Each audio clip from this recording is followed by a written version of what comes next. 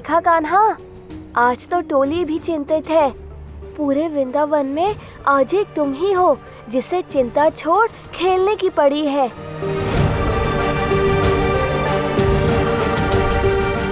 क्या बात है टोली, तुम सब उदास क्यों हो? कान्हा तो तुम सबके साथ खेलने आया है। आज हमारे खेलने का मन नहीं है मुखिया जी। पर क्यों? माँ उदास है, चिंतित है। क्या हुआ तुम्हारी मैया को? केवल सुबल की मैया नहीं, हम सब की मैया भी चिंतित है दाऊ। किस विषय में? वो इसलिए क्योंकि एक बार वर्षा हुई तो वो नदी से पानी नहीं भर पाएगी। पर क्यों? क्योंकि यमुना नदी पर घाट नहीं है ना।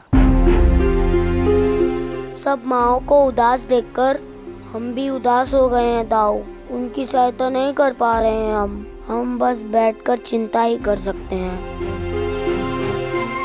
चिंता केवल भूत प्रेत नहीं करते, मनुष्य भी चिंता करते हैं। अब बताओ, इन लोगों को क्या समझाऊं? दाऊ, इन्हें समझाइए कि चिंता नहीं चिंतन करना चाहिए। चिंता करने से कुछ नहीं मिलता। तो हम चिंतन क्यों नहीं कर रहे? वही तो कर रहा हूँ दाऊ।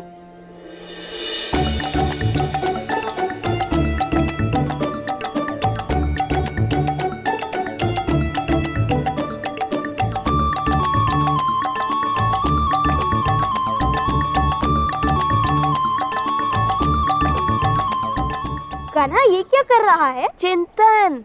चिंतन ये क्या होता है? वही जो इस जन्म में तुमसे कभी नहीं होगा नक्चड़ी। चिंतन अर्थात ध्यान साधना। कान्हा का कहना है कि हम सबको चिंता नहीं करनी चाहिए, अपितु चिंतन करना चाहिए। इससे क्या होता है? उससे हमें सभी कार्य करने का मार्गदर्शन मिलेगा। कान्हा, इनकी प्रश्नावली शुरू होने से पहले कृपया ये बताओ, क्या हम भी ऐसे बैठ के चिंतन करें और कर्म का मार्ग ढूंढें?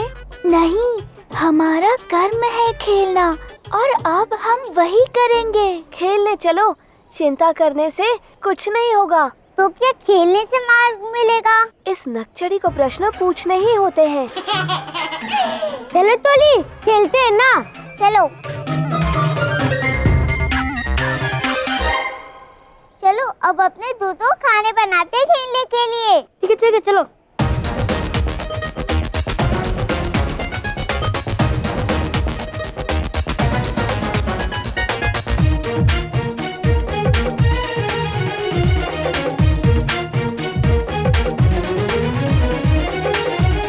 कान्हा, तुम्हारे कहने पर मैं टोली को कुछ भी ज्ञान पढ़ा देता हूँ, किंतु मुझे भला संतुष्टि कैसे मिलेगी? घाट बनाने से। परंतु वो इतने कम समय में कैसे बन पाएगा कान्हा? आप चिंता मत कीजिए दाऊ, उसे बनाने का उत्तरदायित्व मामा कंस का होगा और इंद्रदेव का भी। इंद्रदेव?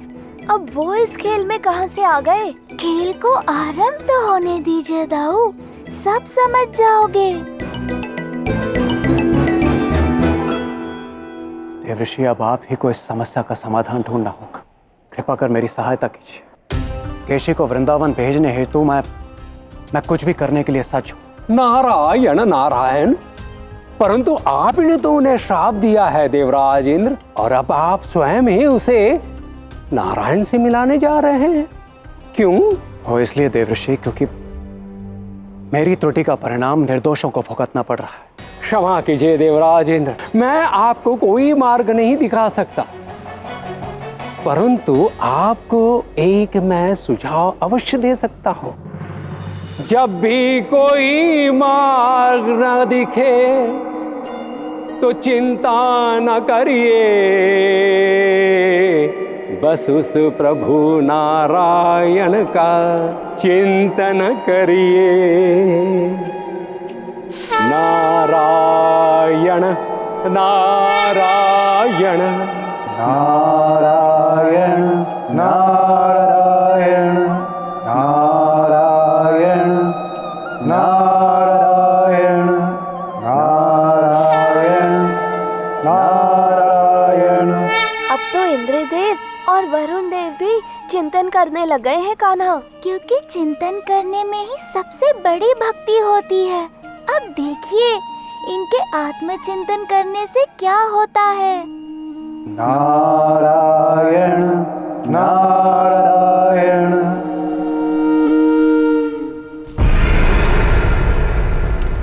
महाराज, जैसा आपने कहा था, सारे मथुरावासी यहाँ पर उपस्थित हैं। आज मैंने आप सभी को यहाँ आमंत्रित किया है इसलिए कि आज ये महाबली कंस एक महान बलिदान देने जा रहा है। ऐसा बलिदान जो आज तक मैंने कभी नहीं किया। परंतु कैसा बलिदान देना चाहते हैं आप महाराज? ऐसा बलिदान जो मुझे उस आकाशवाणी वाले बालक कृष्ण से मुक्त कराएगा, और इसका श्रेय हमारी महारानी अस्ति को जाता है। इन्हीं के कारण मुझे ऐसी कल्पना का विचार आया। धन्यवाद महारानी अस्ति। नारायण नारायण। देवऋषि क्षमा कीजिए, पर नारायण का चिंतन करने पर भी कोई उपाय दिखाई नहीं दे रहा। जब नारायण का नाम लिया है तो कोई ना कोई मार्ग अवश्य दिखेगा देवराज इंद्र।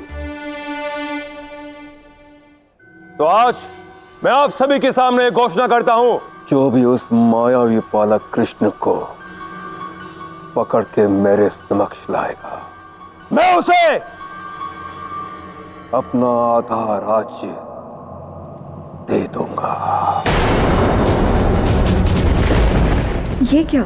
ये तो पुनः अपना मार्ग भटकते ही जा रहे हैं। महाराज की इस घोषणा से केवल यही प्रतीत होता है कि कितना विशाल प्रलय उत्पन्न हो सकता है।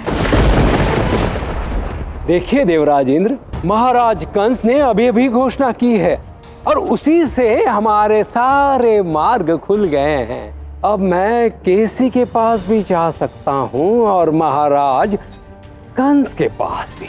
नारायण नारायण।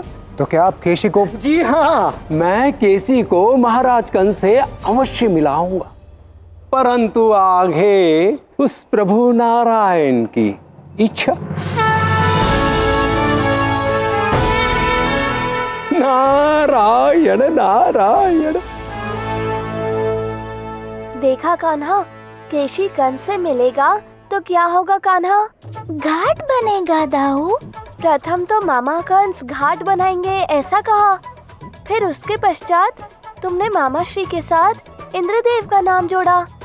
अब कंस मामा और इंद्रदेव के साथ केशी का नाम भी जोड़ दिया। अब तीनों का यमुना घाट से क्या संबंध है कान्हा? संबंध है दाऊ। प्रथम केशी और कंस का मिलाप तो होने दीजिए, फिर देखिए इस खेल में कैसे आनंद आता है।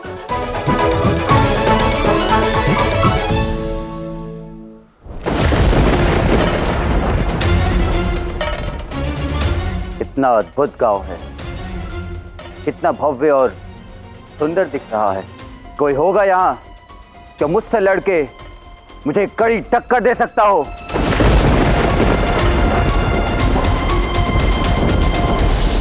नारायण नारायण।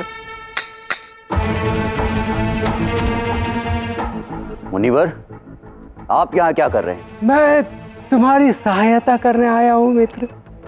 मैं तुम्हें तुम्हारे प्रतिद्वंदी को ढूंढने में तुम्हारी सहायता कर सकता हूँ। किंतु आप मेरी सहायता करने में रुचि क्यों रखते हैं? मुझे लगता है कि जो कुछ भी तुम्हारे साथ हुआ है ना, वो अच्छा नहीं हुआ। केवल एक छोटी त्रुटि के कारण तुम्हें इतना बड़ा दंड दिया गया। देवराज इंद्र ने तुम्हें श्राप देकर तुम पर अन्याय किया है। मैं स्वयं समझता हूं कि ये जो भी हो रहा है वो अन्याय है, और बस इसी कारण मैं तुम्हारी सहायता करने आया हूं मित्र। लगता है इसके पीछे भी तुम्हारा कोई स्वार्थ ही होगा। ना ना ना ना ना, कदापि नहीं केसी। मुझे ऐसा प्रतीत हो रहा है, यदि तुम अपने समकक्ष प्रतिद्वंदी के साथ युद्ध करके उसे युद्ध में हरा देते हो तो तुम इस समस्त संसार में सबसे बड़े शक्तिशाली योद्धा कहलाओगे मित्र। और इस परिणाम के बाद सभी देवी देवता भी तुमसे डरने लग जाएंगे। नारायण नारायण। देवराज भी? निसंदेह। लगता है मेरी योजना असर कर रही है। ठीक है मुनिवर, बताइए उस प्रतिद्वंदी के बारे में जो मुझसे युद्ध करने में सक्षम है। नारायण नारायण। वैसे मित्र मैं स्वयं ही नहीं जानता कि वो प्रतिद्वंदी कौन है, परंतु मैं किसी ऐसे व्यक्ति को अवश्य जानता हूं जो तुम्हें तुम्हारे प्रतिद्वंदी को ढूंढने में ही नहीं अपितु